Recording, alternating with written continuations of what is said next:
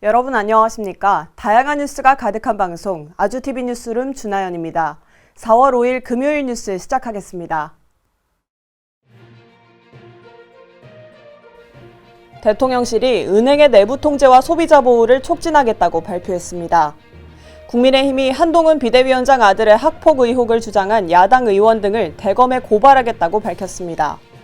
민주당 이재명 대표가 카이스트를 찾아 재학생들과 사전투표에 참여하며 R&D 예산 삭감을 비판했습니다. 기재부가 먹거리 물가가 잡힐 때까지 가격 안정 대책을 추진한다고 밝혔습니다. 지난달 아파트 같은 집합 건물의 임의 경매 건수가 11년 만에 최대치를 기록했습니다.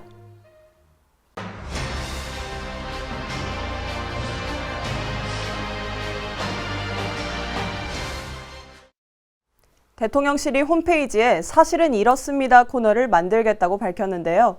은행의 내부 통제와 소비자 보호를 촉진하려는 취지라고 합니다. 대통령실은 홈페이지 사실은 이렇습니다 코너를 통해 은행이 소비자 보호에 소홀해지지 않고 내부를 잘 통제하도록 돕겠다고 발표했습니다. 또 은행 등 금융산업 전반의 경쟁 및 혁신을 촉진하는 정책을 계속 추진하겠다는 뜻을 내비쳤습니다. 그러면서 은행은 사업 구조가 안정적인데도 그간 국가와 국민에 대한 책임이 부족하다는 지적이 있었다고도 말했습니다. 이에 낮은 금리 갈아타기를 확대하는 등의 방법으로 경쟁을 촉진할 생각이라고 대통령실은 밝혔습니다. 아울러 정부와 은행권이 함께 마련한 2조 3천억 원 규모의 민생금융지원 방안도 제시했습니다.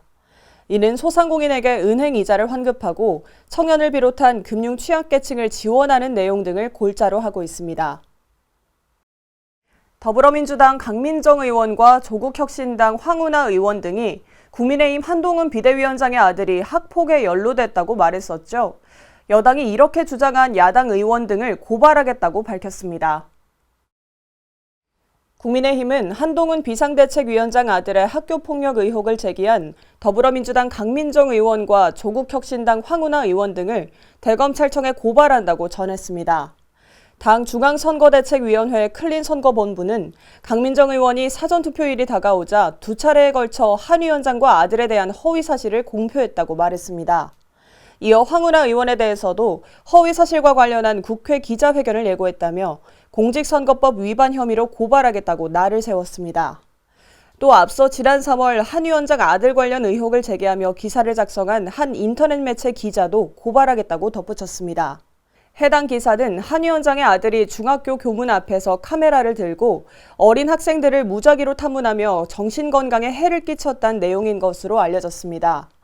선거본부는 학폭이 없었음에도 야당과 인터넷 매체가 힘을 합쳐 허위 사실을 퍼뜨렸다며 이는 사회에 해악을 끼치는 더러운 정치 공작질이라고 지적했습니다. 민주당 이재명 대표가 카이스트를 찾아 재학생들과 사전투표에 참여했는데요. 투표를 마치고는 R&D 예산 삭감으로 학생들의 어려움이 커질 거라며 우려했습니다. 더불어민주당 이재명 대표는 사전투표 첫날인 오늘 대전을 찾아 카이스트 학생들과 함께 한 표를 행사했습니다.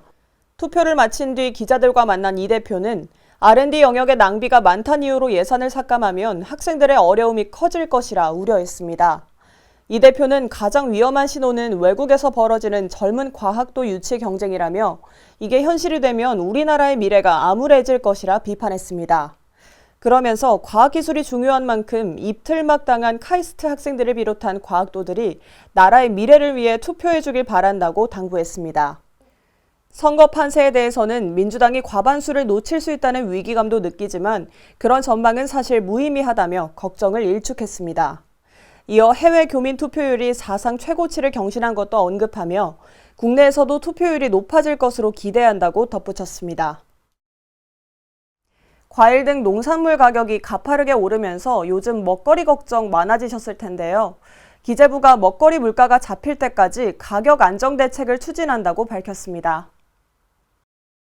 김병환 기획재정부 1차관은 물가관계 차관회의에서 먹거리 물가가 안정될 때까지 긴급 가격 안정 대책을 계속 추진하겠다고 말했습니다. 김 차관은 농산물 가격 및 국제유가 상승 등 불안 요인을 해소하기 위해 한층 강화된 노력을 기울이겠다고 강조했습니다. 정부는 농산물 납품 단가 지원 대상을 중소형 마트와 온라인 쇼핑몰, 전통시장까지 넓혀 나갈 계획입니다. 전국의 골목 상권에는 정부의 직수입 과일이 공급되며 오는 12일까지는 전통시장에서 온누리 상품권 환급 행사가 추가로 열립니다. 또 국제유가 상승을 악용하지 못하도록 석유 가격 및 품질 점검도 강화할 예정입니다. 정부는 이번 실태 점검 등을 바탕으로 농산물 유통구조 개선 방안을 마련할 방침입니다. 지난달 아파트 같은 집합 건물의 임의 경매 건수가 11년 만에 가장 많았는데요. 업계는 고금리가 이어지며 빚을 제때 못 갚는 사람들이 많아진 결과라고 설명했습니다. 지난 3월 아파트와 오피스텔 등 집합 건물의 임의 경매 건수는 5,336건으로 지난해 같은 달에 비해 70% 넘게 늘었습니다. 이는 5,400여 건으로 집계된 지난 2013년 1월 이후 월간 기준으로는 최다 기록입니다. 임의 경매는 부동산 등을 담보로 돈을 빌린 채무자가 원금과 이자를 제때 못 갚을 경우 채권자가 대출금을 돌려받으려고 담보물을 경매에 넘기는 걸 말합니다. 일반적으로 임의 경매는 은행 등 금융기관이 채권자일 때 활용되며 재판 없이 곧바로 법원에 경매를 신청할 수 있습니다. 시도별 경매 신청 건수는 경기가 1,510건으로 가장 많았고 부산과 서울이 그 뒤를 이은 것으로 나타났습니다. 업계는 저금리 시절 무리한 대출로 아파트를 산 소위 영끌족이 고금리를 못 버텨 경매에 넘어간 물건이 급증한 걸로 보고 있습니다. 의약품과 화장품 원료를 만드는 미세 조류를 배양할 수 있는 기술이 개발됐다고 하는데요. 연구진은 안정성과 대량 생산 가능성을 검토해서 기술의 활용도를 높일 계획이라고 합니다. 국립해양생물자원관은 의약품과 화장품 등의 원료를 생산하는 미세 조류 배양 기술과 관련한 특허 3건을 등록했다고 전했습니다. 연구진은 미세 조류를 만들어내는 기능성 소재의 공급 안정성을 확보해 이에 대한 산업화 가능성을 제시했습니다. 향후 대량 생산 가능성과 안전성을 검토함으로써 소재 활용도를 높일 추가 연구를 이어가겠다고 연구진은 덧붙였습니다. 지난 2월 경상수지가 68억 달러 넘는 흑자를 보였는데요. 반도체 수출이 원활해지면서 긍정적인 흐름도 10개월째 이어졌습니다. 한국은행에 따르면 지난 2월 경상수지는 68억 6천만 달러로 지난해 5월 이후 10개월째 흑자 기조를 유지했습니다. 항목별로 보면 지난해 같은 달에 비해 수출은 3% 늘고 수입은 12% 줄었으며 특히 반도체 수출 증가세가 두드러졌습니다. 한은은 반도체가 경상수지 흑자 확대를 이끌고 있다며 당분간 IT를 중심으로 수출 개선 흐름이 이어질 것으로 전망했습니다.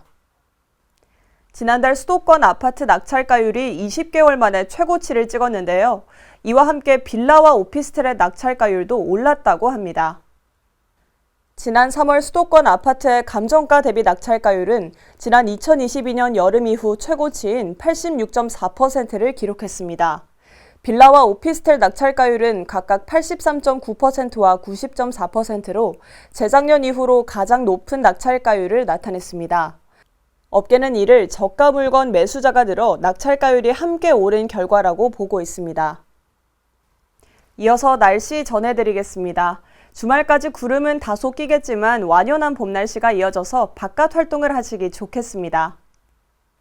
벚꽃들이 전국 곳곳에 줄지어 피면서 주말까지 완연한 봄 날씨를 즐길 수 있겠는데요. 봄꽃이 예상보다 늦게 개화하면서 서울 여의도 봄꽃축제의 교통 통제는 다음 주 월요일까지 계속되겠습니다.